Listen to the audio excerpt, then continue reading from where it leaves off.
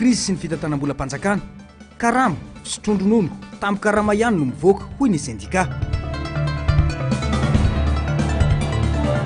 fitantanana ny raharaha-panjakana olona valo no nazo famitsoran-keloka miala ny filohan'ny sena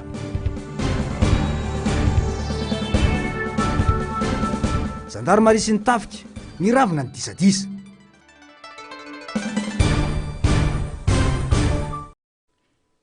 manatra ny fiarabana tompoky lasy sy tompoky vavy tonga soa atao anatin'ny fotoanan'ny fampahalalam-baovao eto amin'ny fahatalavitra MBS manasana ampanajana izahay anaraka ny fampahalalam-baovao hatramin'ny farany miantso fivoriana tsy ara-potoana ireo solombavam-bahoaka ho fanehoana ny etaetan'ny vahoaka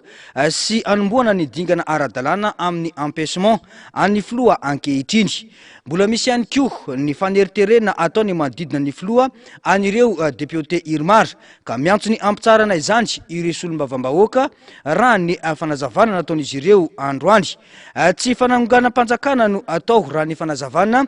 fa fanajana ny rafitra ara-dalàna ary aseho ampahibe maso ny lisitsireo député manohana sy manohana tolona sy ny fahavonona ny aro ny vahoaka ho iatrany izy ireo teny Tsimbazaza androany narsisy karazafy sy ny aro-tanjona no mitondra ny antsiprian'izay miantso fivoriana tsy ara-potoana ireo solombavam-bahoaka taorian'ny izy ireo androany tanjona ny irosoana midingana ara-dalàna ho amin'ny fandravana ny rafitra misy ankehitriny valy ny antso sy ny etaetany vahoaka manerana ny nosy indrindra ireo eny an-kianja ny antsoana ity fivoriana manokana ity hitanareo ngamban'izay ireo zany ireo no solombavam-bahoaka manaiky ny empêchement ny filo andro rajoelona androany mbola miziriziry ao ambany ao ny député Irmar androany ka zay de nisafidy hiaraka amin'ny vahoaka malagasy eny an-kianja sy ny tafika malagasy zay nanampy ny vahoaka ka ireo ny député solombavam-bahoaka anareo mitondra ny feo anareo amin'ny alalan'ny ara-dalàna zany hoe tsy afaka ho endrikenjehana intsony zany tsika hoe manonga-panjakana na hoe tsy ara-dalàna fa lalàna feno lalam-panorenana mamy fahefana ary andresy lahatra an'ireo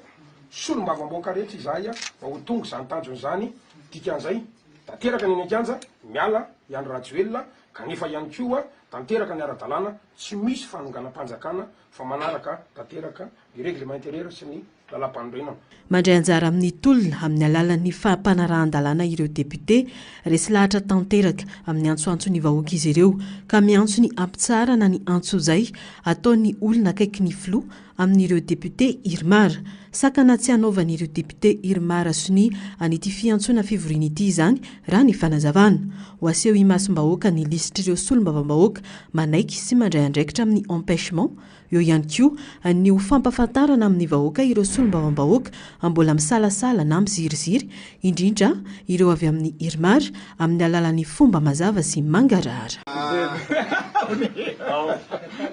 masaka le manga to ny sony ataona ity zany azavainantsika ihany fa izahay lefa tena tapa-kevitra zany efa manao sony daholo misy sombavam-bahoaka zay mahatonga anazy ny ravana ilo le resaka hoe vonina parlementaire ny antony misy solombavam-bahoaka izay atao hoe misalasala koa anatin'le izy mbola ho avy anampiny fa zao mba ahitanareo vahoaka hoe iza le tena manao sony ho publiena any aminareo ty zavatra ty rehefa vitanay amizay le izy reto zany za eto de reto de fantatrareo ny listy ny solombavam-bahoaka alainareo any anatin'ny site ny ACC de hitanareo iza reo mbola manoharinareo koa amizay fotoana zay fa miteny amin'ny madame Mirana ao amin'ny arena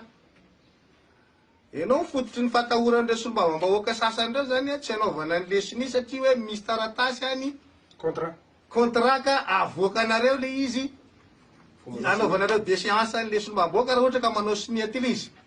tsy afaka ampiasainareo tsony iny satria raha manao an'izay ianao zahay no any aminao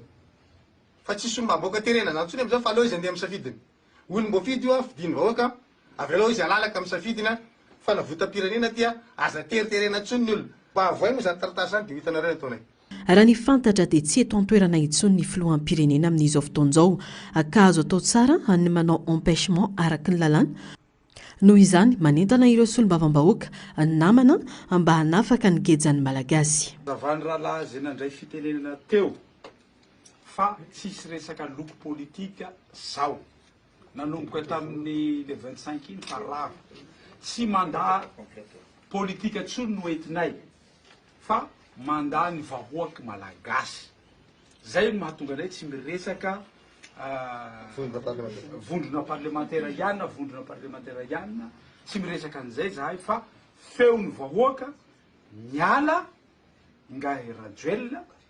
de zay zavatra ataonay zay raha iantsoanay anio fivolina tsara potony satria fahefana felo zay. Tsy fanonganam-panjakana no mitranga fa fanehoan-kevitra ny vahoaka amin'ny alalan'ny rafitra ara-dalàna sy soloteny any anivon'ny antenimieram-pirenena efa rava tanteraka nanomboka tamin'ny 5 septambra ho iatran'ny fanazavana ny vondrona parlementaire ka tsy misy loko politika intsony ireo solombavam-bahoaka fa mirahina anavotana ny Madagasikara. Mbola miankina be dia be amin'ireo ataontsika hoe PTF antsika ireo na ireo partenaire financier antsika ireo ao anatin'izany FMI, Banque mondiale, SANSIS, eo ihany koa ireo projet de développement rural be dia be izay ankina ny fampandrosoana amin'ny tontolo ambanivohitra any ary tsy azo adonona ireo secteur privé izay miankina amin'ny fisindren'ny vola ireny mba mandraraha sy manao zavatra ny tiako resahana zany dia zao raha vao miala ao anatin'ilay lalam-panorenana antsika dia hitsika rosa ilana hatramin'ny fandoavana ny karaha mampiasa mpanjakana hijanona isy asa be dia be ho very ihany koa ao anatin'izay dia miezaka tsika tsy miala ao anatin'izay aloha satria io ny ekonomia antsika aloha mbola fehezan'ny mpamatsy vola mbola misy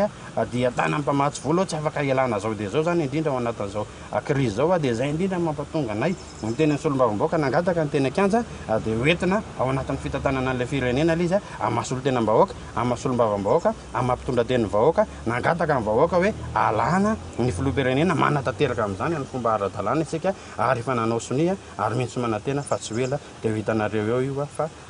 tsy maintsy hoe hoeken'ny ACC io moa zany satria ara-dalàna tanteraka satria tsy atao toerana ny filoham-pirenena toerana ny firenena tsy nisy mission nandehanana any fa lasa antsisy ninina izy dikan'izay niala tanteraka amin'ny asany eto Madagasikara izy fa nitsoka ny Madagasikara mihitsy izy andrasana araka izany ny isan'ireo solombavam-bahoaka nanao sonia n'ity fangatana ity ho iatran'ny fanazavana. Mbola voadingam-pandresena no vita tsy mbola tratra ny tanjona ny fiavonavonana sy ny freharian'ny mpitondra ka tsy ny an'ny feony hafa no nitarika izao zavamisy izao hoy ny jeneraly misotro-nono Alfred Rakotomaro Nirina androany. Tsy tokony anakatotrandro na anilika ireo tanora raha te anamboatra firenena fa mila ny fanomezan-tanana ny rehetra izany ho iatran'ny fanazavany. Tato-baovao ny Ando Miaratiana eo amin'ny sary sindatsariny tahiriny aina. Vokatry ny fihetsiky ny mpitondra ankehitriny no nitarika izao zavamisy izao. Na tiana na tsy tiana efa mendrika fanonganam-panjakana ny zavamisy eto hoy ny jeneraly misotro ronono Alfred Rakotomaro Manana. Efa tara loatra ary tsy misy hevitra intsony fa tsy mila Rajoelina ny mivahoaka. Oka ny fiavonavonana mialoha amin'ny fahasimbana ary ny fanahy mirehare mialoha ny fahalavona. Tenin'Andriamanitra io tsy azo dikevitra zao izy zao hoe fiavonavonana firehereany lavo simba dolodolo tenin'Andriamanitra fa tsy teniko fa tsika zany tsy mankatò mihitsy ny tenin'Andriamanitra zany foana ny teneniko. Ny alanenina za tena ny alanenina ka mazava ho azy tonga teny amin'ny kapisata mbola nandefan'izay proposition zay maly fa tsy manaiky tsondra tsy te hainao zany feon'ny Andry Rajoelina zany zao antsony assemblée fa trop tard hoa dernière carte efa mioko anareo mo talohan'izao miandry atsika ny vahoaka ka tsy maintsy manao zavatra tsika tsy manao zavatra zany zay ny ataonao antsoafo teo ho an'ireo zokobenay ho an'ireo zandrinay zay mbola am-perinasa inona ny vahaolona itondratsika nyity firenena ity manjy efa ndresaka an'izany dia io zany efa coup d'état io hoe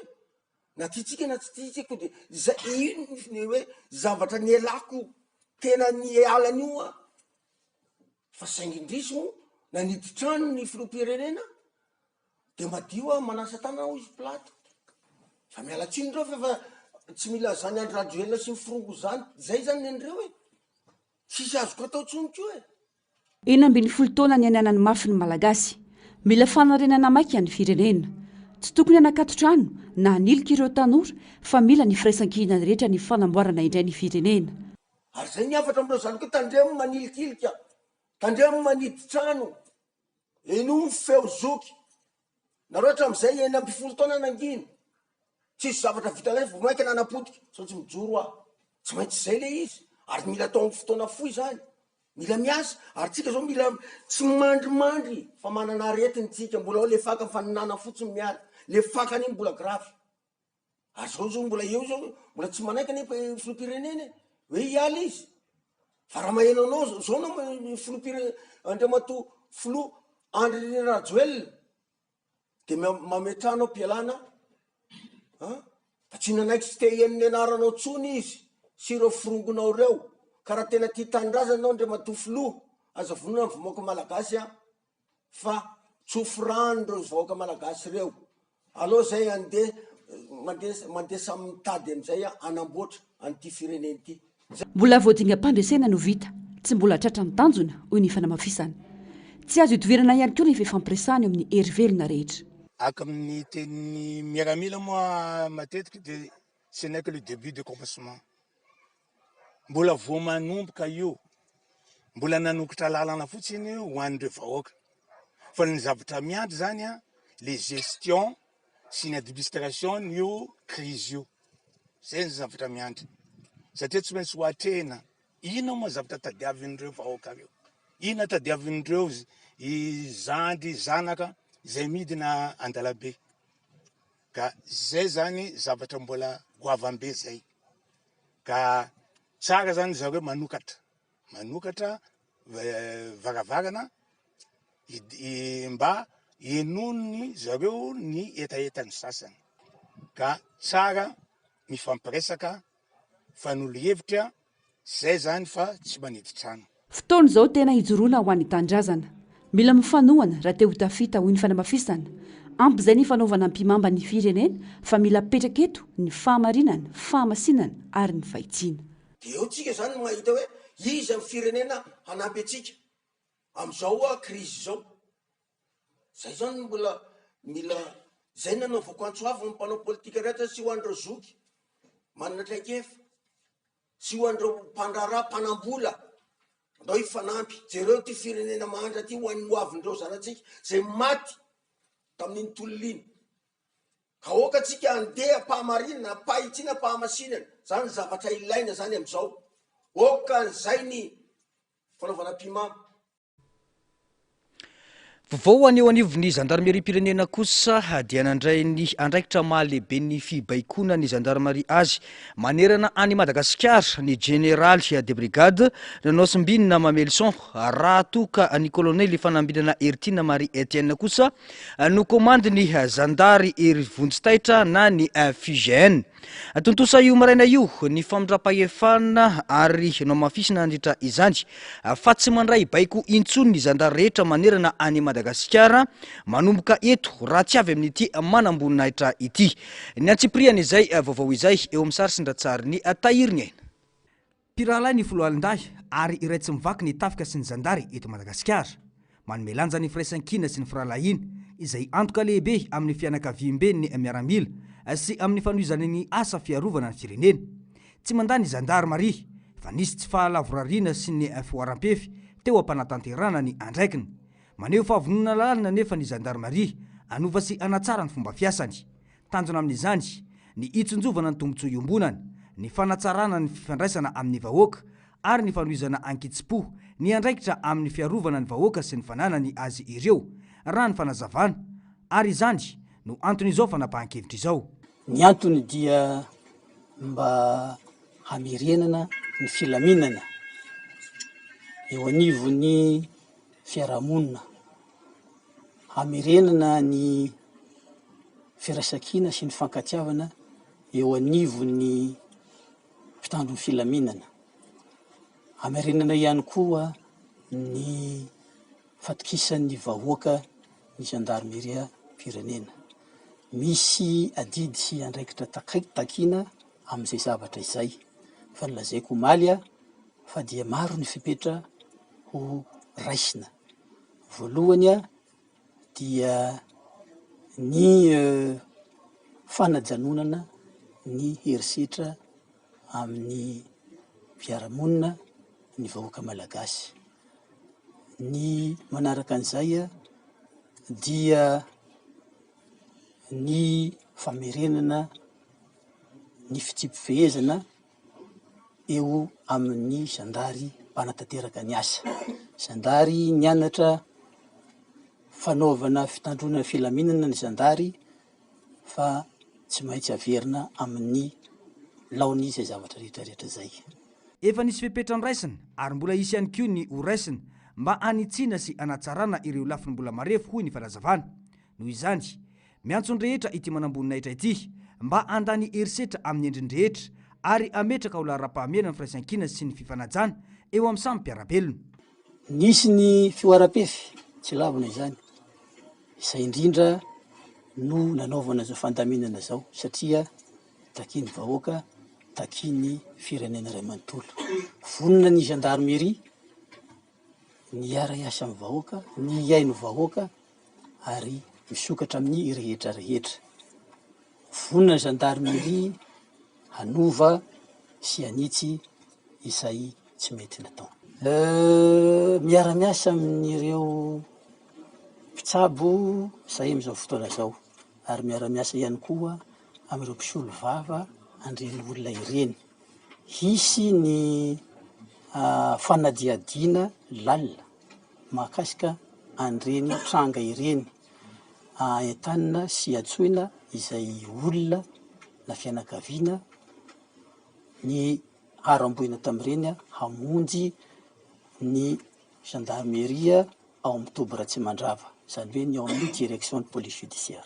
Manainga ny olom-pirenena rehetra sy ny hery-velona rehetra eto amin'ny firenena koa ny gendarmerie mba amelona indray ny fampitokisana sy iaraha-mientana amin'ny fikarohana vahaolana maharitra ho an'ny filaminana sy ny fiadanam-bahoaka. Itsy ankilany dia tsikaritra ny fanesorana ny sarin'ny filohan'ny antenimiran-dolona tetsy amin'ny etobon'ny zandary fiadanana io maraina io. Ito tobo ity izay nampitondraina ny anarany jeneraly Misotro Ronono Ravalomanana Richard, izay isany nampisy disadisa teo amin'ny miaramilan'ny Kapisata sy ny zandary ny sabotsy teo, ary isany tafiditra tao anatin'ny antsoantson'ireo miaramilan'ny Kapisata ny isamborana azy. Raha ny fanazavana aloha izany hatreto dia miravina ny olana eo amin'ny miaramila sy ny zandary, ary samy nanapa-kevitra ny ara-dalana sy anoana ny fitakiam-bahoaka izy ireo, andrasana ny toyny. Fa tsy misy afa-tsy ny fametra-pelan ny Rajoelina sy ny gouvernemanta saritsariny ihany no ampilamina ny firenena ho ireo mpanolontsaina ny tanàna telo mianadahy tamin'ity androany ity. Mila olona tia tanindrazana ny firenena hoy izy ireo, manome baiko ny ACC mba anafoana ny fifidianana 2024 raha tsy izany dia ho avy anongotra ny filohan'ny ACC ny vahoaka hoy ny fanamafisana. Niara-nentana tamin'ireo tanora avy amin'ny GNZ, XY sy ireo mpanolontsaina androany ireo mpiasa teo anivony ministera sy ny diaspora. Antomeratiana sy Tahirinaina no mitatitra ny antsipriany izay vaovao izay. Ny fametra-pialany Andry Rajoelina sy ny gouvernemanta saritsariny sy fandravana ny antenimiran-dolona saritsary no andrasana sy ampilamina ny firenena.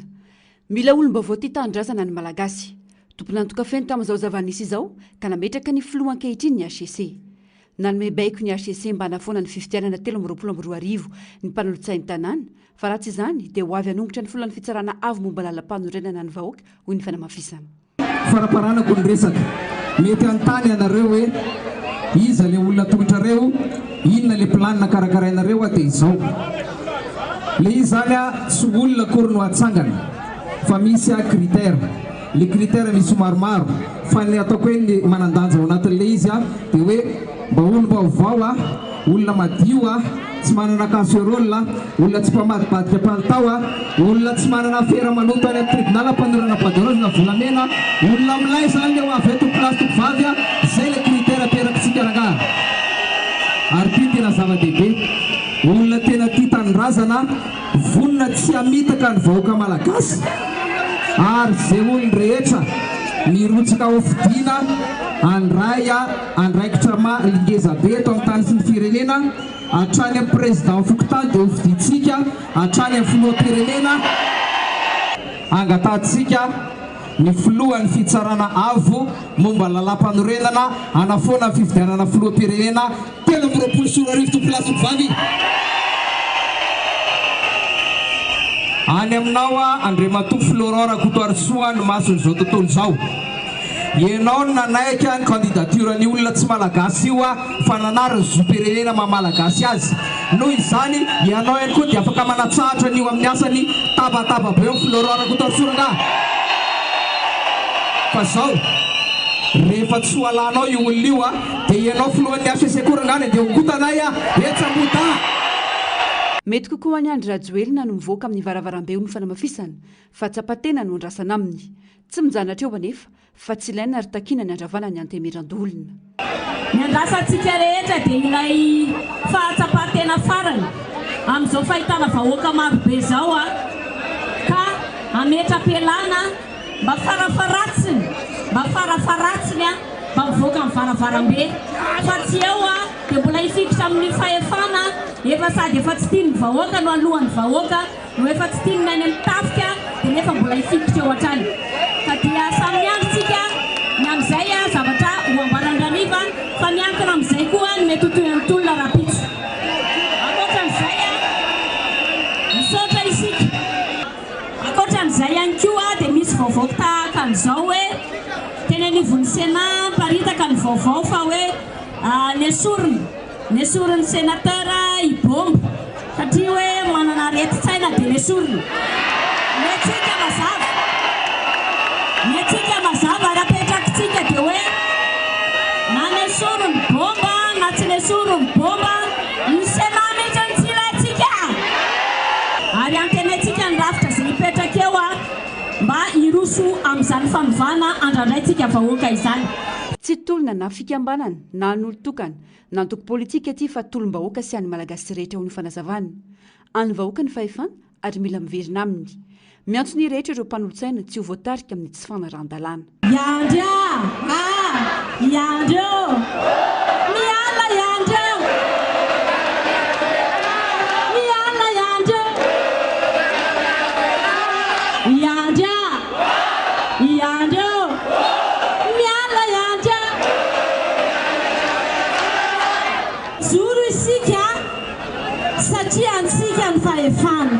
mijoro isika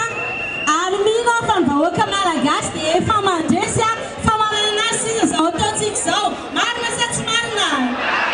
fantatrareo ve ny vaovao ny tolona tsy anahy tsy any Clémence tsy any babaka fa aniza ny tolona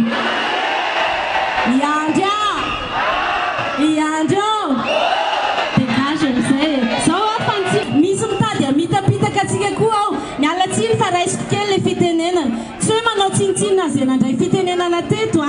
fa mitandrina tsara tsika tsy anaonao foana mitandrina tsara tsika tsy teniteny foana tsisy manaiky ampiasonina amin'izany hoe oentina any amin'ny zone rouge tsisy io tia tsy eto Madagasikara irery ihany fa mirafeo amin'ny malagasy ihany koa ireo diaspora amin'ny firenena maro miantso amin'ny fampifondronana sy famondrona-kery izy ireo dingana voalohany izay ny vita mila ny firaisan-kinany rehetra ny fanatrarana ny tanjona ho Madagasikara taon-dalàna sy any malagasy mangataka ny rehetra ny hery-velona rehetra hoe tia kianja daholo amin'izay anampy ireo efa niaro-mafy ireo efa lavo sy naratra teny koa mba irahina anadevidaharana ka ho fanambarana tokana sy voatokana no rehety ary vina miaraka okitsika samy andeha mifanetretena satria tondrotokana tsy mba ao olo fahendrena malagasy nivoaka ny tero ampiasany avokoa ireo mpiasa tamina amin'ny ministera maro androany mandeha sady anefa ny raha matahora ataon'ireo tompon'andraikitra samy hafa ho an'ireo mpiasa mitaky ny zony dia misy avao amin'ny ministeran'ny agriculture sy élevage misy telo izy reto mitafy zany raha Samuel Larija zany chef de service sy budgétaire zany namainana tona olo zany ny DAGCS DRH izay mampanao pointage obligatoire sady mandrahoana anapakatarana andrano kely da hitanareo anazy dia mitena izay andrano kely hitanareo azy ianareo rehetrarehetra responsable ny anatin'ny ministera rehetra any avy ela hivoaka daholo ny mpiasa rapitso fa aza atao hoeninay fa dia avoakanay ohatrany izao. Manomboka manakatona ny birao-mpanjakana sy ny asa-mpanjakana rehetra ireo mpiasa raha ny fanazavana. Miantso ny namana rehetra izy ireo anatevin-darana ny tolona isiny ny fanovana eto amin'ny firenena. Eto zao ministère de l'environnement sy développement durable, ministère pêche sy ny économie bleue, misy daholo ny birao amireo tsisy miasa. Efa manomboka zany ny fanakatonana ny asa-mpanjakana rehetra manerana nosy ary manentana ny mpiasa-mpanjakana iroatra anaraka anazy zao tolona zao. Iza miala! Iza miala! Zay ny zavatra tediavinay amin'izao.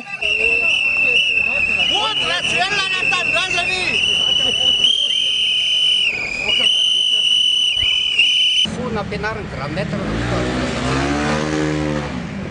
teo foana zay hatramin'izay tany anatin'ny vahoaka tany ny asa dia androany zany zay ngamba ho hitanareo ampahabe maso iseho vatana amin'ny vahoaka amin'izay hoe misy zay teo foana fa tsy hoe nilefitra konko zany miala ny ezaka tao amin'ny vahoaka.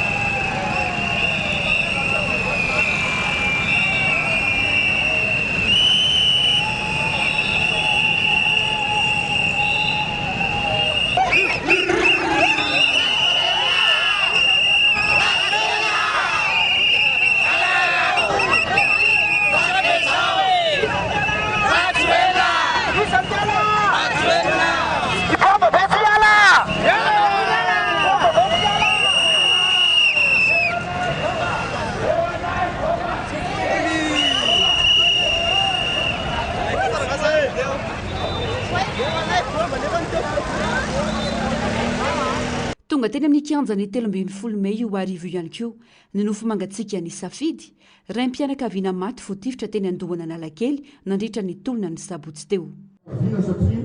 tovolahy voaheriteriny no nandao mbola manana didy sy andraikitra zanaka rovavy mbola kely 5 taona sy 9 taona ny zanaka. Nefa moa noho ny fitiavany tanindrazana dia miraisiny ny andidy miraisiny ny andraikitra mitolona ho an'ny firenena izy tompary tsy matimaty foana. Izay zavatra zay araky ny tempo teo dia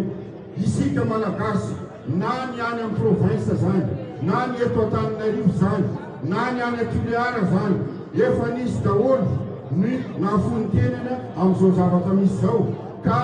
miara-mombona lahelo amin'ny any amin'ny province koa na ny eto Antananarivo ary indrindrandrindra samitsika amin'ny sikiponitra satria mafy dia mafy ny zavatra mahazo antsika malagasy amin'reto fanjanahana ireto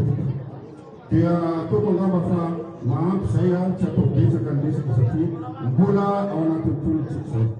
Namelaka mboty roa 5 taona sy 2 taona sy mananteny safidy izao nendosy ny fahafatesana izao. Raha ny fandaram-potoana ho tanterana ny alarobia izao eny Ambohimanarina ny fandevenana azy aorian'ny fitombavaka etsy amin'ny fiangonana katolika Ankadivato. Fa ny eny an-kianja no mibaiko sy mandrindra ny raharam-panjakana fa tsy ny fitondrana rajoelina intsony. Mbola misy firaisana tsikombakomba sy vola maloto no mivoaka mahatonga ireo olom-panjakana sasany mbola tafavoaka any Madagasikara. Hoy Alaire Sambany, sekretera jeneraly ny antoko HVM. Ilaina ny firaisan-kina sy ny fihavanana eo amin'ny samy vahoaka ny tafika ireo tanora ary ireo mpanao politika anarenana ny firenena. Narcisy Karazafy sy ny Tanjona no mitatitra ny antsipriany izay. Tsy enena fa efa miainga eny Akanja ny fanabana, eny Akanja no hitondrana ny lamina rehetra entina manarina ny firenena aorian'ny fialan'ny mpitondra. Gaga moa zahay androany hoe namoaka PV iteo anivon'ny Sénat manendry ny président par intérim ny Sénat averiko hatrany fa mangina amin'izay nareo tompoko efa tsany aminareo tsony le fahefaham-bahoaka efa ety anaty tolom-bahoaka amin'izao fotoana zao izay ahitana an'ireo entité maromaro ao anatin'izany ny miaramila ny tafika sy sisa no mametraka ny lamina amin'ity firenena ity. Zany hoe amin'izao fotoana zao dia aty Ankanja ny fibaikona ny raharaha rehetra na ny raharam-panjakana amin'ny ankapobeny zany na ny fametrahana olona amin'ny ankapobeny zany ary indrindrindrindra ny fitondrana ny lamina rehetra mankany amin'ny fitondrantsika le firenena aoriana ny fialany Andriamatoa Andry Nirina Rajoelina. Ka amin'izao androany zao dia iteny aho miala ampilaminana tompoko ianao andre matao filoha satria efa tsy any aminao tsony fa efa fanjakana rehetra. Mbola misy anefa ny firaisana tsokombakomba sy ny fampiasana vola amin'izao fotoana mahatonta favoaka ireo olom-panjakana maro izay nitady lalana nivoana atao oriny ny famelany takaitra teto amin'ny firenena. Zareo moa zany tsy mahagagatsika fa zareo mampiasa vola. Vola zao no anisany hery farany hoentiny reto olona reto anaovana ataoko hoe corruption amin'ireo sehatrasa maro samihafa matoa mbola tafitsoaka teto ny fiaramanidina nitondran'ireo olona reo dia mbola misy zany firaisana tsokombakomba amin'ny alalana heriny vola ka oka re tompoko mba tsy ho tonga amin'izany isika satria firenena raha manana dia anisany takina tety an-kianja io kolikoly io anisany takina tety an-kianja misy tokony hiraisantsika tsokombakomba intsony amin'ny olona mamotika nyty firenentsika ty. Ireo olona nandray anjara tamin'ny tolona mivantana no tokony mandrindra sy mandrafitra fionana entina manarina ny firenena isan'izany ny tafika ireo tanora ny mpanolo-tsaina kanefa tsy azo ahilika ihany koa ireo mpanao politika ho hiatran'ny fanazavany Alain Rassambany. Firenena ty misy antsika ty ny firenena dia misy atao hoe acteur partie prenante na ny hery velona zay misy eto Madagasikara dia ny hery velona ahitana mazava ho azy anao tanora ny antogo ny fikamanana ao anatin'izany ny vondrokeriny ny tafika dia tsy maintsy ireo no mandamina ny hitondrantsika no toy ny fanarenana nanty Madagasikara ty zay no takina tety amin'ny tolom-bahoaka anatin'izao fitakina eto amin'ny 30 Mey. Tafiditra ao anatin'izany ny faritra ny distrika ny commune ny province rehetra manerana ny Madagasikara. No mafisy ny afa ilaina ny firaisan-kina ao anatin'izao tolona iaraha manana izao. Vao avetsy amin'ny lapa-maitso nanosy kely kosa dia niloolona zokiolona Andriamanjary Jean André no misahana vonjomaika ny andraikitra mahafilohan'ny antenimierandoolona manomboka androany. Niala ny lapa-maitso nanosy kely arak'izany ny generaly Richard Ravalomanana takiny eny an-kianja moa ny andravana tanteraka ity androm-panjakana ity. Ankoatra izay dia nisy ihany koa ny didim-panjakana nivoaka na azahoana olona miisa 7 fa mitsorakelo ka avy amin'ny fanjakana ny Antsipriana izay.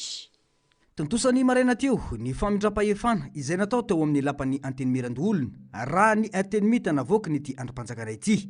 Nandray amin'ny fomba ofisialy ny fitantanana sy ny adidy rehetra mifandraika amin'ny andraikitra vaovao ny olona zokiolona Andriamanjary Jean André taoriny ny fanapahan-kevitry ny biro maharitra nanaisotra ny generaly misotro ronono Richard Ravalomanana teo amin'ny toerana mahalehibe nyty androm-panjakana ity. Manandanja amin'ny androm-panjakana ara-demokratika eto amin'ny fanjakana malagasy ary mbola fitakin'ireo maro anisa eny an-kianja ny fandravana tanteraka ny antenimierandoolona. Voalaza moa fa tanjona amin'ity famindram-pahefana ity ny fanohizana ny asa sy ny andraikitra rehetra amin'ny fomba milamina sy mangarahara araka ny fepetra takin'ny lalàna mifeny androm-panjakana. Raha ny fantatra dia isan'ny lahadinika amin'ny fivoriana ara-potoana faharoa ny antenimierandoolona izay tokony ho atao manomboka ny 12 Oktobra ho avy izao ny fifidianana izay ho filohan'ny antenimierandoolona. Etsy ankilany dia nivoaka ny didim-panjakana laharana 524 tsipika 12 navoaka ny androny 12 Oktobra 2024 manome famitsorakelo ka an'ny Paul Milora Fanoarana, Mbola Rajona, Roland Hubert Rasomaharo, Sylvestre Mavita, avy manana Fernand Selo, Tsavitsara Jean-Luc Désiré, Andrianandrianina Voangy, Philippe Marc François. Ankoatr'ireo manoloana ny fanazavan'ny préfet an'i La Réunion mikasika ny fahavononan'ny tafika frantsay iditra antsehatra eto amintsika dia nilaza ny teo anivon'ny Masoivo androany fa raha tokantranon'ny malagasy ny zava-misy eto amin'ny firenentsika ka manaja ny maha-firenena manana ny satan'ny azy i La Frantsa. Raha ny vaovao navoaka ny Radio France Internationale dia fiaramanidiny tafika frantsay no nitondra any Andrajoel nivoaka any Madagasikara omaly. Fifanarahana teo amin'ny filoha frantsay Emmanuel Macron sy ny filoha malagasy Andrajoel izay mizaka zo pirenena frantsay no nahafahany La Frantsa nanao izany raha ny vaovao ihany andrasana ny fivoarany toedrarà. Fa sendika roa izay samy sehatra amin'ny fitantanam-bolam-panjakana no samy namoaka fanambarana tamin'ity androany ity. Voalaza fa hoentitra ny fanaraha-maso ny volam-panjakana ao anatin'izao toedrarà sy ny savorovoro izao. Mba hialana amin'ny mety ho fanararotana dia fantatra fa ny karama, ny fisotrondronono ary ny tambikarama ihany no vola avoaka manomboka androany ny Antsipriana izay. tsy amoaka volam-panjakana intsondry ankoatra ny karama, ny tamby karama ary ny fisotronono ny sampandrara misana ny famoam-bolam-panjakana. Amin'ny maha-tompon'andraikitra voalohany amin'ny fitantanana sy fiarovana ny volam-panjakana azy ireo dia tsy maintsy mijoro amin'ny fepetra entitra sy manaraka ny lalàna izy ireo. Araka ny fanamarana dia voafaritra mazava ny fepetra horaisina dia ireto manaraka ireto: fanajana atrandry ny didy amandalana rehetra mifeny fitantanana arabola ao amin'ny fanjakana. Izany dia tafiditra anatin'ny fepetra manokana amin'ny fandaninana mandra-pivery ny raharam-panjakana amin'ny laoniny. Notsindrin'ireo mpiasa ny tahirim-bolam-panjakana fa tsy azo ekena ny fanararotana na fanodikodinana ny volam-bahoaka amin'izao fotoan-tsarotra iainan'ny firenena izao. Nanome tokony vahoaka malagasy moa izy ireo fa hijoro ompiaro sy mpitandro atrandry ny volam-panjakana ka hiaro izany ny toy ny anak'Andriamaso ho tombotsoa ny firenena sy ny taranaka. Ankoatra ny fanambarana izay natao ny tahirim-bolam-panjakana ity dia namoaka fanambarana ihany koa ny teo anivo ny CIM izay nilaza fa manaraka akaiky ny fivoaran'ny zavamisy indrindra mahakasika ny fitantanana ny volam-bahoaka sy ny fananam-bahoaka. Ny fiarovana ny volam-bahoaka sy ny fanaraha-maso ny fampiasana ny fananam-panjakana no antom-pisian'izy ireo. Ao anatin'izany indrindra toy ny efa hita teo aloha dia mety isy tompon'andraiky mpanjakana alaim-panahy anararoatra ny zavamisy sy ny tsy fahamarinan-toerana ankehitriny mba hanodikodinana ny fananam-bahoaka toy ny fiarakodia sy ny sisa, hoy ny syndicat des inspecteurs d'État de Madagascar raha nanao fanambarana antsoratra. Mampitandrina izy ireo fa andray fepetra entitra araka ny andraikitra manandrify azy indrindra eo amin'ny fanaraha-maso ny nampiasa ireny vola sy ny fananam-panjakana ireny. Mbola mitoetra atrandry ny fepetra noraisina mahakasika ny fandaninana eto anivon'ny fanjakana ka ny fandanina tsy azo anoarana sy mahakasika ny aina ihany aloha hatreto no ahazo fahazahoan-dalana.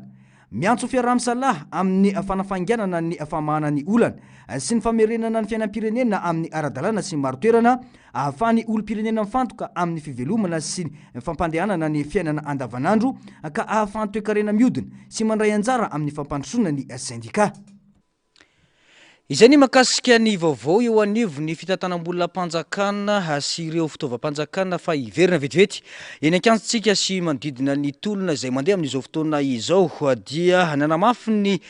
teo anivo ny fikambanan'ny tanora ny GNZ, YX, ASUDIMADA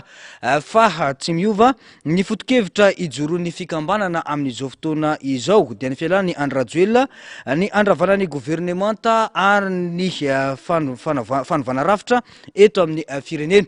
Nampitandrina izy ireo manoloana ny fikatsahan-dratsy amin'ny ampizarazarana ireo mpitarika ho an'ny tolona. Ny antsipriana izay vaovao izay.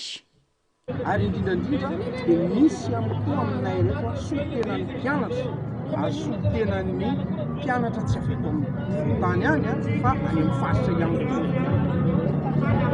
Mamerina izahay etony araka ny fanambarana efa nataonay tery amin'ny 15 telo de filme teo fa misy ny mitady sandoka an'ilay tolona tsy ekenay izany ka izany no antony nampanatsoanay anareo anaovanay izao fanambarana izao. Voalohany indrindra dia ny verenana amin'ny fototry ny tolona. Fanahoana moa no hoe fiverenana amin'ny fototry ny tolona ny antony ny tolomana dia satria misy ny mitady ampizarazara ary indrindraindrindra ny zarazara seza tsy ekenay izany. Ny tolona natao dia ny andravana ny rafitra voalohany indrindra ny alany Andriamatoa filohan'ny Repoblika Madagasikara ary ny fandravana ny gouvernement fa indrindra ny fanovana ny rafitra. Fa maninona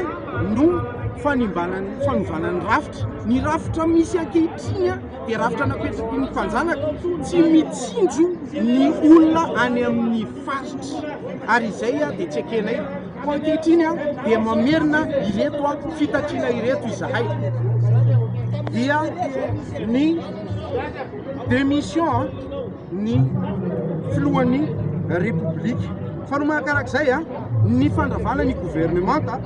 ary ny dissolution ny Sénat, CENI, Biompo ary MPAC. Akoatran'izay dia miantso izahay eto ho an'ireo leader ny génération rehetra, ny ASUDIMADA, ny génération Z4, ny solotenan'ireo mpianatra mpitsabo andao vondrona satria misy mitady animba ilay tolona ny rahantsika. Fa tamin'ity androany ity moa dia niarantsika nahita fa nanomboka nanao hetsika teny amin'ny kianjany 12 Mey avokoa ireo mpiasa-panjakana ny teo anivon'ny ministera sy ny syndicat maro samihafa tamin'ity androany ity nanehoana ny hevitra sy ny tondrana ihany koa ny etaeta ny marary azy ireo. Ny zavatra tsapa tao anatin'izay faneho-kevitra teny ankianja tamin'ity androany ity izay dia niompo natanteraka tamin'ny fangatana ny fametra-pelan'ny filoham-pirenena Rajoelina izay fitakina izay ankoatrany fandravana tanteraka ny antenimiran-dolona izay efa niala ny ariva teo moa ny filohan'ity androm-panjakana ity raha ny zavanitsy tesy anivon'ny ORTM dia nalain'ireo mpanao fitakina teny amin'ny toeram-piasan'ny teny Anosy ireo mpiasan'ny TVM sy ny RNM ary ny eo anivon'ny ORTM ny ariva teo nahazo fisaorana avy amin'ny vahoaka moa izy ireo teny amin'ny kianjany 13 Mey tsy azo ekena intsony hoy ireto mpiasa ireto ny hoe tsy mahazo miteny amin'ny TVM sy ny RNM intsony ny mpanohitra manomboka izao. Any malagasy ny TVM sy ny RNM miaraka amin'ny vahoaka ny mpiasa ary milaza fa andefa vaovao marina sy maripototra ary tena misy ity ainao manjery mpanjakana ity. Ndao rahantsika ny antsipriana izay vaovao izay. Nankasitrana ireo vahoaka tetsy amin'ny kianja ny 12 Mey ireo mpiasa ny TVM RNM rehefa avy nalain'izy ireo teny amin'ny toeram-piasana teny Anosy ilay tolakandro teo. Tsy ekena intsony ny mpiasany hoe tsy mahazo miteny eo amin'ny TVM mampanohitra. Ainay ny asanay hoy ireo mpiasa. Aleo izay asa malalaka hoy izy ireo raha nandefa afatra ho an'ny mpitondra fanjakana.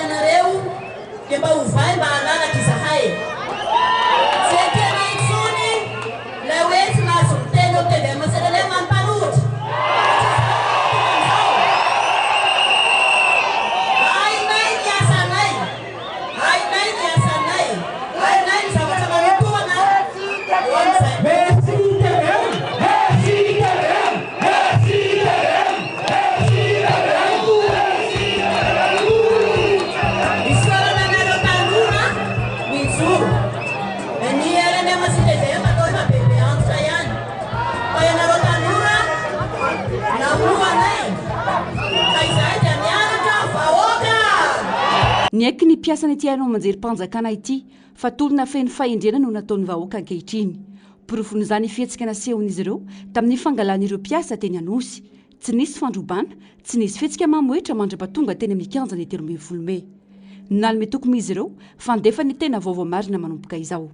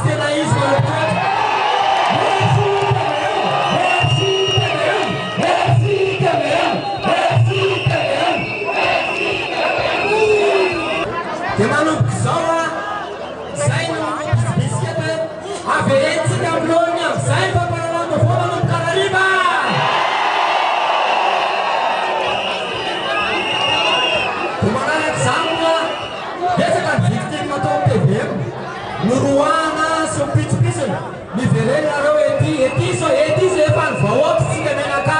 anisan'ireo nazo kena mivava ity fahita lavim-panjakana ity malona ny fomba fiasa tsy mandefa ireo vaovao tena misy ilainy vahoaka malagasy nanamafy ireo mpiasa androany fa ny malagasy ny TVM ary miaraka amin'ny vahoaka malagasy izy ireo. Andrasantsika moa zay toy ny rehetrarehetra izay fa mitoy kosa ny fitokonana ataon'ny mpandrarany fonja manerana ny Madagasikara nanomboka ny 20 ny volana septambra lasa teo ho fanehoana fa tsy makasitraka ny fitantanana amin'izao fotoana izao izy ireo. Miantso ny mpandrarany fonja rehetra ity sendika ity mba hiala amin'ny tompona andraikitra teo aloha. Anisan'izany ny ministra teo aloha. Mangataka fametrahana sekretera-panjakana amsahana ny fonja ihany koa sy ny fanovana tanteraka ny fitantanana ministera amsahana azy ireo ny eo anivony ity sendika ny mpandrarany fonja ity. Narcisy Karazafy sy ny arotanjona no mitatitra ny antsipriany izay. Mikatso avokoa ny fitantanandrara ny anivon'ny birao ny fandrarana ny fonja sy ny asa rehetra ny anivon'ny fandrarana ny fonja na ao anatin'ny administration centrale izany na eny anivon'ny birao ny ministera sy ny fitaleava-paritra ny fonja rehetra manerana ny nosy na mafisy ny mpandrarana ny fonja manerana ny Madagasikara androany fa mitohy hatrany ny fitokonana izay nanomboka tamin'ny 4 septambra lasa teo. Androany dia mbola mafisina izany fa saingy ampina amin'ny fanakatrona tanteraka ny administration eny anivon'ny ministera ny fitsarana sy eny amin'ny fitaliava-paritra manerana ny nosy izany hoe mikatro tanteraka ny administration rehetra eny anivon'ny ministera manampy any izay mesure fandraisana fanakatonana ny fonja nanomboka tamin'ny 26 septambra 2025 teo. Miantso ireo mpandrara mbola miasa eny anivon'ny tompona andraikitra ny fitsarana rehetra indrindra fa ireo mbola miasa akaiky ny ministra teo aloha mba hiverina avy hatrany andakazerina tsy manana zo intsony amin'ny maha-ministra azy mantsy ny ministra teo aloha. Noho izany dia tsy tokony hisy intsony ny fiara-miasa amin'ny antoko-panjakana tsy manana fahefana ara-dalàna. Miantso andreo namana mpiara-miasa rehetra izay mamita iraka any amin'ireo tompona andray mpanjakana isa-tsokajy hiverina andakazerina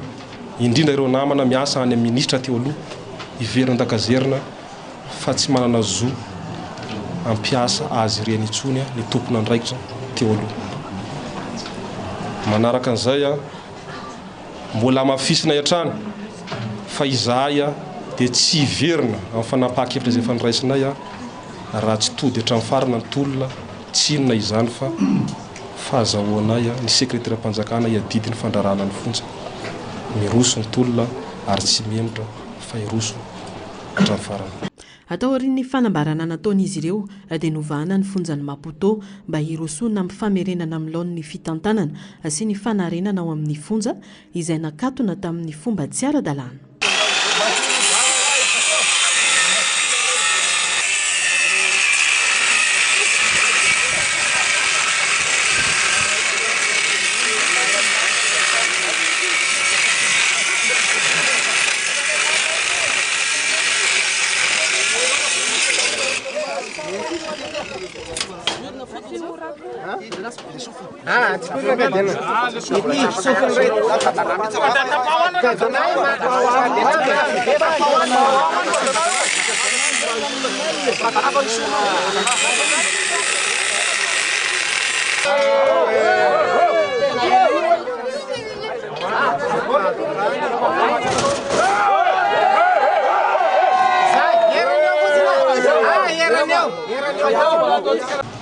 Fantatsika izy moa le Maputo dia capitale anankiray ao Afrika, capitale Mozambique zany le Maputo. Raha nisy ny crise 2009 dia isan'ny takin'le olona tamin'izany nanao assise nationale le hoe anatokanana ny antsoina hoe droit commun sy ny détenu politique. Dia niforonina zany le Maputo, izany hoe le Maputo zany nisotomina avy amin'ny hevitra tapaka tany Maputo hoe atokano ny détenu politique. Izany hoe sy initiative anay pénitentiaire zany le namorona le Maputo fa initiative ny mpitondra fanjakana nanao assise tamin'izany fotoana izany. Aty amin'ny 2025 nefa gaga ihany zahay raha ny ministre ny fisarana izay efa abrogé amin'izao fotoana zao no miteny hoe foano ho anay pénitentiaire nge sisy impact aminay nge ny fanafoanana io raha tena mariny. raha ny tena marina azy ry zareo zao mety ilan'io atoato zareo ny ilan'io atoato ary miandry an'zareo somasara izy hay mbola anao mafisy ny syndika ny mpandrarany fonja moa ny fitakina ny ametrahana sekretera mpanjakana misahana manokana ny fonja ary ny fanovana amin'ny fitantanana manontolo eo anivon'ny ministera misahana ny fonja no antony fitokonana atao ary ny fanambarana moa dia nidina teny amin'ny kianjany 13 Mey ireo mpandrarany fonja. Fatoga teny avlo io tolakandro io ireo manamboninahitra avy eny amin'ny état-major général ny tafika nijery ny zavanisy teny antoerana nandeha ampiralahina ny fijerena izany teo amin'ny tompony andraikitry ny lapa sy ireo iraka manokana ny antsipriany izay vaovao izay.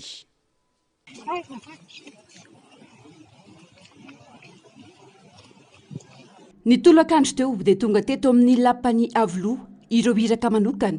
manamboninahitra avy eny amin'ny état-major ny général ny taf.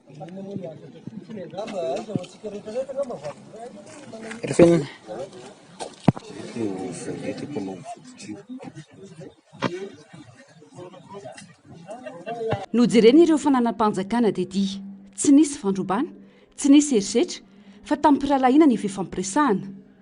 Nisaina ireo fitaovana toy ny fiara, moto sy ny sisa teny an-tokotany mba hisorohana ny fandrobana. Raha ny zavatra hita dia tsy teto amin'ny lapa intsony ny Flo Andry Rajoelina voamarina ary noraisina an-tsoratra avokoa ireo. Fa iverina etsy amin'ny kianjany 13 Mey isika nafapana ny hetsika sy ny kabary izay nataon'ireo nandray fitenenana tamin'ity androany ity nanomboka omaly dia tsikatra fa rakotra olona ity kianja manatantara eto amin'ny firenena ity izay iaingany ainga vao indray ho an'ny firenetsika manomboka eto raha ny faneho-kevitra samihafa. Nanao sisilany ny fandraisam-pitenenana teny kianja raha efa raha ny zavatra hitatsika saika voaresaka tao avokoa ireo olana iainana andavanandro ho an'ny malagasy samy nanamafy ny rehetra fa ilaina ny tena fanovana sy itonana ainga vao indray ho an'ny fiainam-pirenena. Ny antsipriany izay vaovao izay tanteriny Narcisse Karazafy eo amin'ny sary sy ny ratsariny ny aro-tanjona.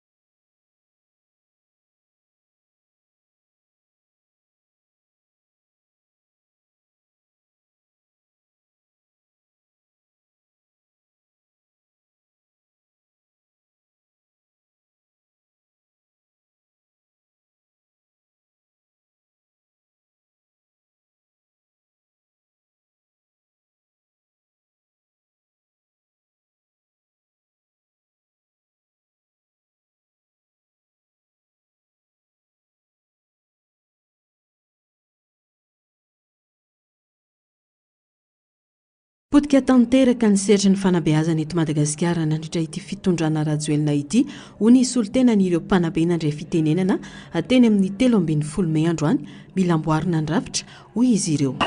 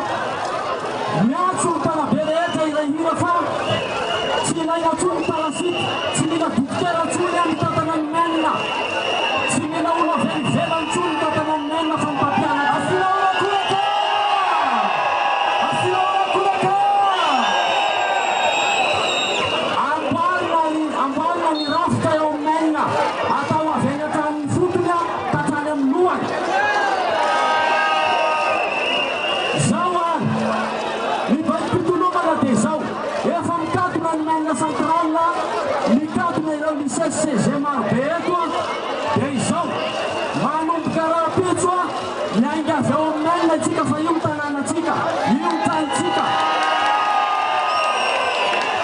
io mpampianatra rehetrarehetra miainga avy ao amin'alina mandeha matety amin'ny 13 mai efa voaprofo zao fa ny TMH sy ny sefy fokontany Nosy Zato Andrefana Jean Irina Rafanomezantsoa no tompon'antoka tamin'ny fandrobana tamin'ny 5 septambra lasa teo ho kosa ny GNZ Akatso ka miantso ny ampiarana ny lalàna amin'ireto olona voalaza ireo tanora ireo miantso ireo mpandraharaha voaroba mba hanambatra ny hery hitory ireo olona ireo ho hiatran'ny GNZ Akatso. Totika mpandraharaha voaroba rehetrarehetra izahay amin'izao fotoana izao andaontsika hivodina apetrahany fitoriana aizany feo anareo fa miandry izahay andao toeriny ireo sy matao toby ireo fa famarina sy miraro ny divatsika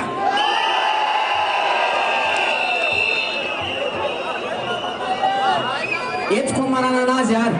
efa enoenonay ny feo avy ao amin'ny Sénat sy ny Assemblée nationale efa manomakomana izy ny amin'izay metontolo an'ity toedraraha ty matokony fahendenareo izahay fa zao kosa nefany aoka olona madio tsy misy petiny ary ny rariny sy ny fahamarinany ny tanindrazana dia ho an'ny vahoaka malagasy fa tsy ho an'olom-bitsy aravenonay antrany fa izahay GNZ kolektifan'ny GNZ eto Madagasikara dia tsy matahotra fa hijokatra amin'ny farany da ohatra ka mbola misy any io tsy matahotra todimijoro manana foana.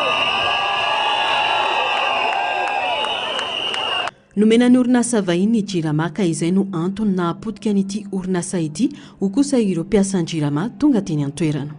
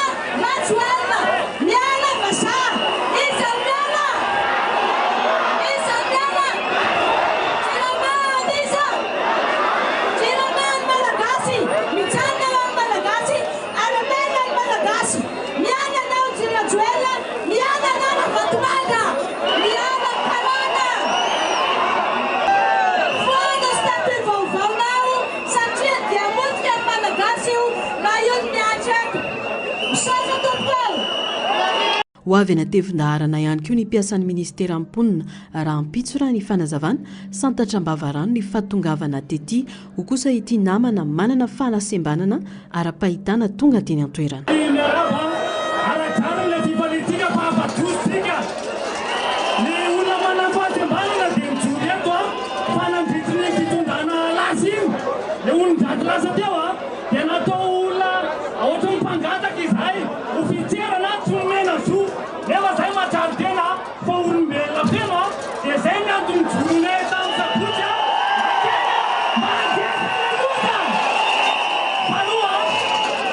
Baseado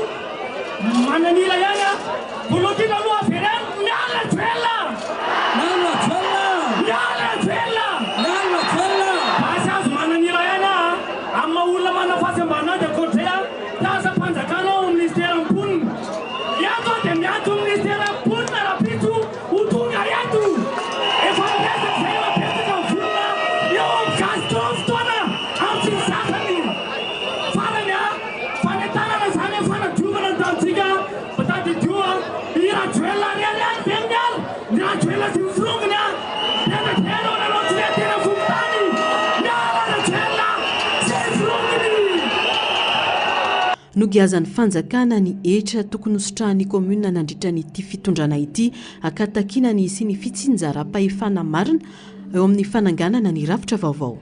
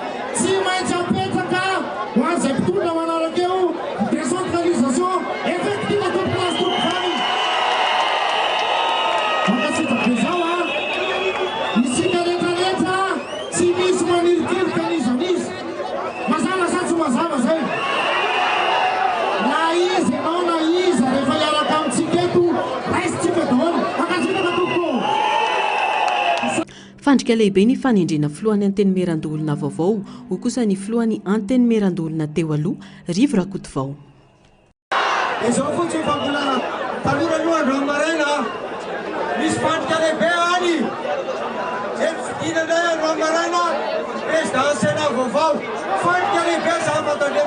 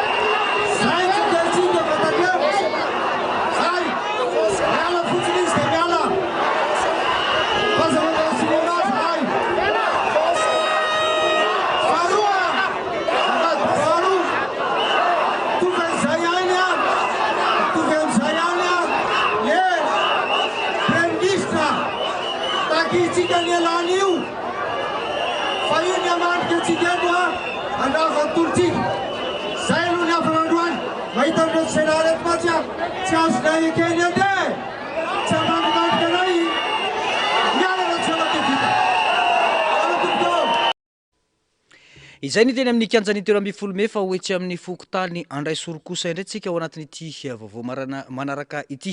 Leo ny ponina ao andray soro leo ny fitondrana tsy mendrika ataon'ny se fokotany ao antoerana tsy zaka ny ponina eny andray soro intsony. Ny fomba fiasa ny se fokotany manao jadona sy amin'ny fitanalana ny fitantanana ny fokotany. Nisy arak'izany no amafisin'ireo ponina ny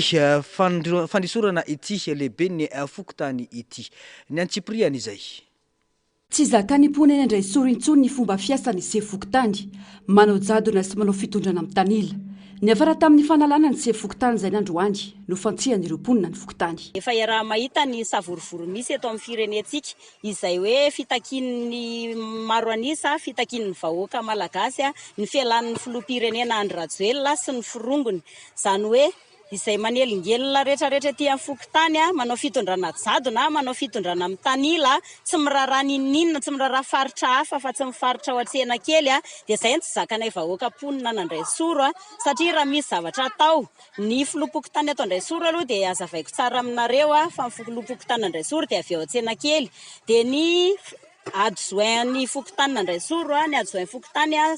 ponina ao an-tsena kely ihany koa dia ny deuxième secrétaire ponina ao an-tsena kely ihany koa raha misy ny zavatra atao na hetsika atao ety amin'ny faritra n'andray soro dia ny an-tsena kely ihany koa no atao eo izay zavatra rehetrarehetra izay zany dia efa tsy zakan'ny vahoaka n'andray soro satria ohatry ny hoe filohan'ny fokotany filohan'ny faritra n'an-tsena kely rery fa tsy filohan'andray soro rehetra. Misy ny fametahana jiro ety amin'ny fokotany n'andray soro dia ao an-tsena kely ihany no apetaka ny jiro ka izay zavatra izay no nitarika ny savorovoro androany dia nangataka ny ponin'andray soro mba ho idina ny fokotany miala ny se fokotany sy ny firongony dia efa tonga amin'izao zava-misy izao midy loha izao ny fahitana ny fokotany eto andray soro. Tsy azo ekena ihany koa ny fihetsika tsy mendrika ataon'ny se fokotany sy ny mpiara-miasa aminy izay tsy tokony ho hita ao an-toerana mihitsy.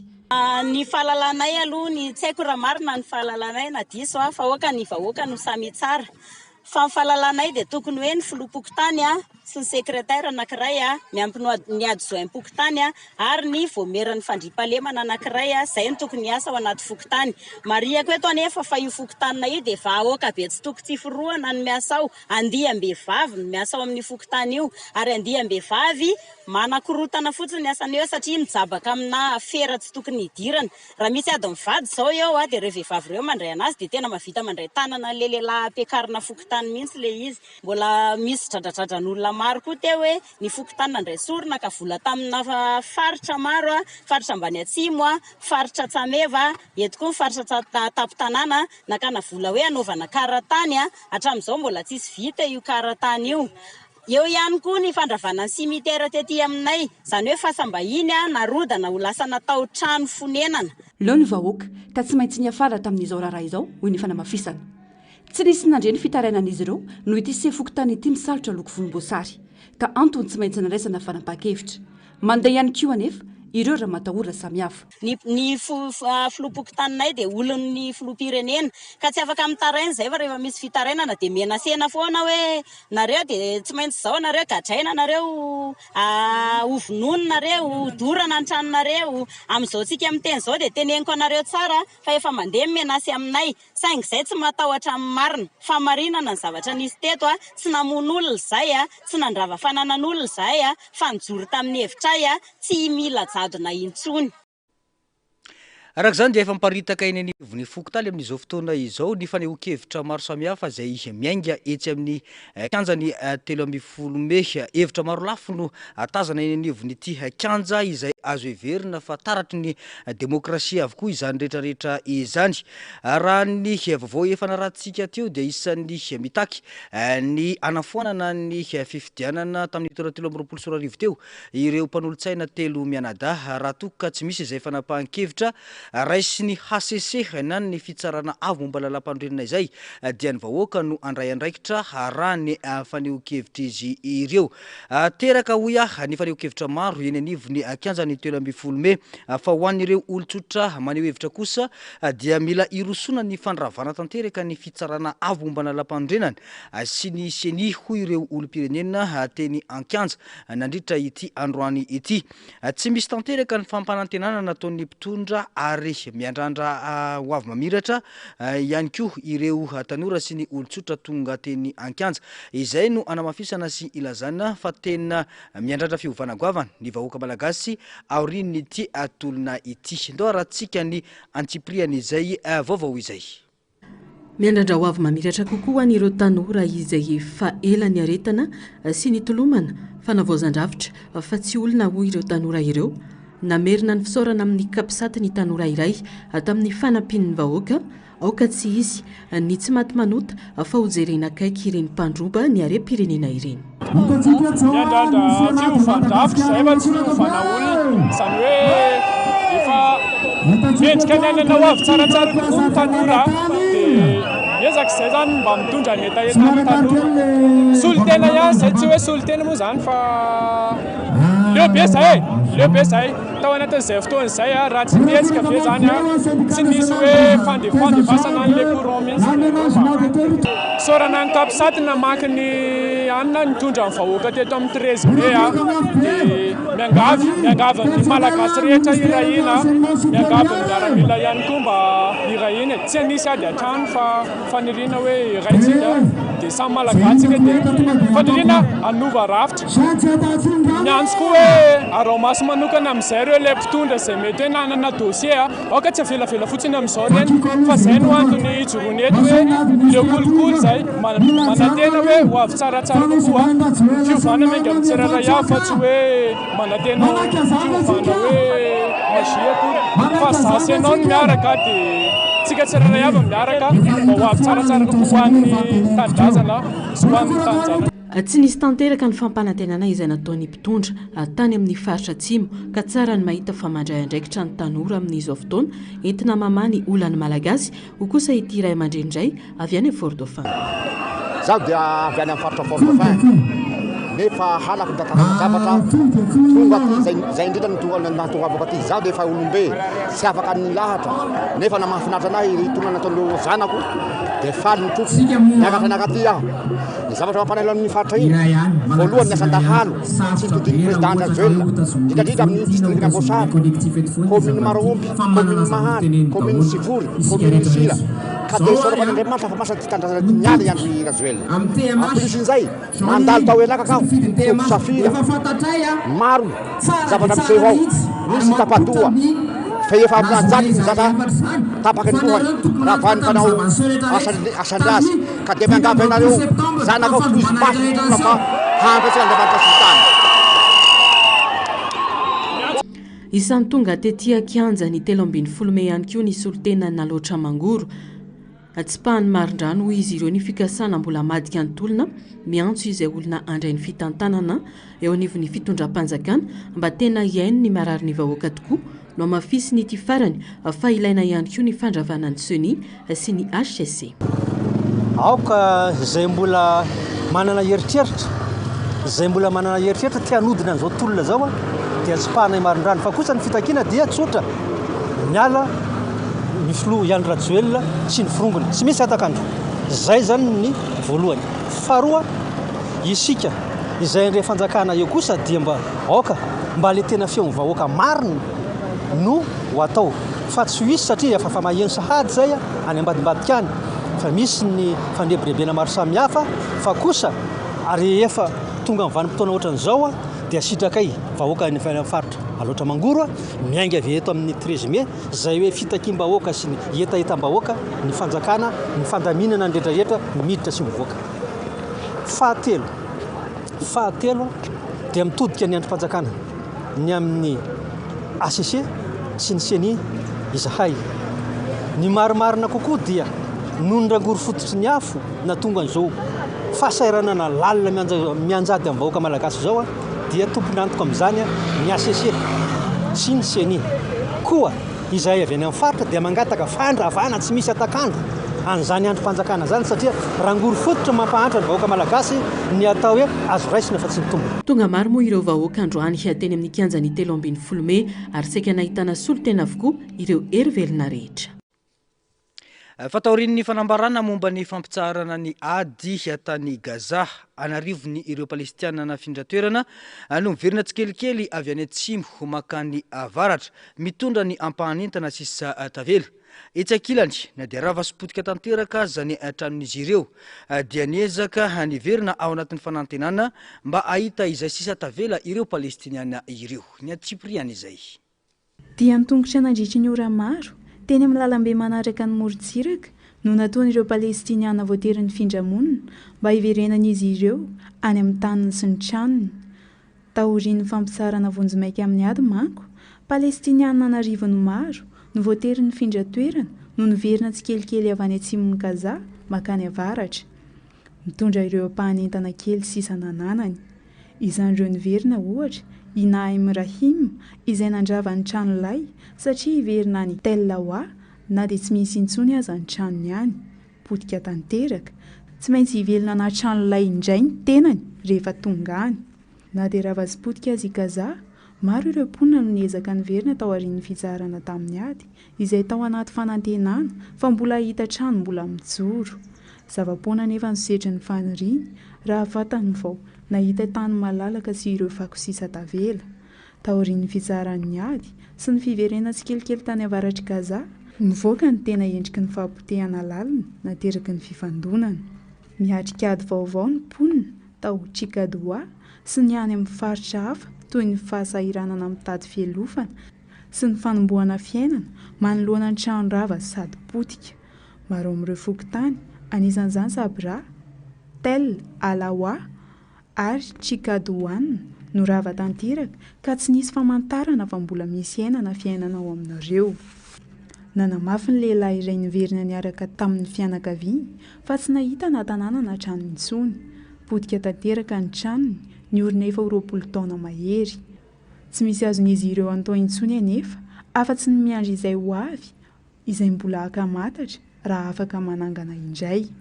Ankoatr'izay, manoloana ny fahatongavana ririnina anarivony ireo olona tsy manan-kelofana.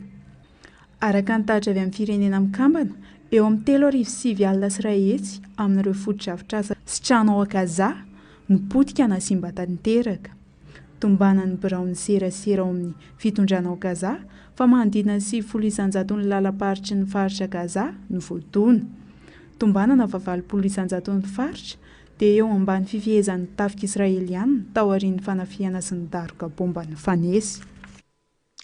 Fanavotsitry ny Hamas androany alatsinainy ny maraina teo ireo Israeliana fito voalohany mbola velona ampahany amin'ny dingana voalohany amin'ny fifanarahana ametrahana ny fandriam-pahalemana ny fanaovan'ny Israely sy Hamas. Ny fampizara hafaliana teo amin'ny kianjam-piandry Sistany ao Tel Aviv ny vahoaka anarivony mbola andrasana ivokaka ihany koa ireo gadra hafa mandritra ny andro avy. Ankoatr'izay everina fa amoaka Palestiniana 2,000 Israely izay nogadraina nanomboka ny Oktobra 7 sy 2,000. Tato-baovao mahakasika izany.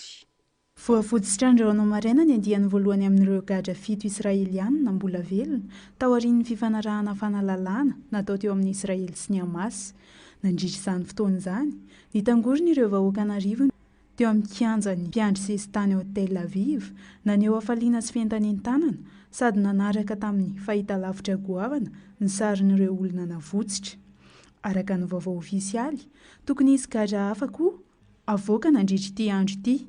Etsy ankilany everina amoaka Palestiniana misa 2,000 izay nogadraina hatramin'ny volana Oktobra 13 sy 2,000 tany amin'ny faritra Gaza i Israely. Tao anatin'izany voalazan'ny loharanom-baovao maromaro fa nitsidika ny kianjan'ny oferan'ny Jordania atsimo